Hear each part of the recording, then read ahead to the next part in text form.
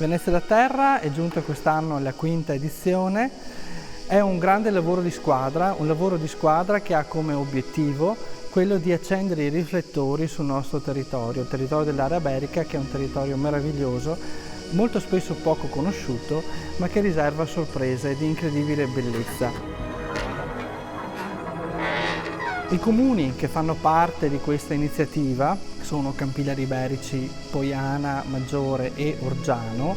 Quest'anno si sono aggiunti anche Noventa Vicentina e Albettone. Credono molto in questa iniziativa come un'iniziativa di promozione, innanzitutto appunto delle loro bellezze e del territorio in cui noi viviamo. Venezia da Terra è un lavoro di squadra e la squadra si compone anche dell'Università di Padova, che crea il supporto scientifico a questa iniziativa, naturalmente i proprietari delle dimore storiche che noi andiamo a visitare e a scoprire in questi giorni di festival e naturalmente i privati che ci aiutano e ci sostengono con i loro contributi anche economici. I comuni che aderiscono a Venezia da Terra fanno parte di un circuito che si intitola Meraviglie della pianura iberica. Villa Repetta, Bressan, è una villa del mistero, nel senso che gli storici dell'arte stanno ancora dibattendo sulla paternità di questa costruzione maestosa che si erge proprio a dominio della campagna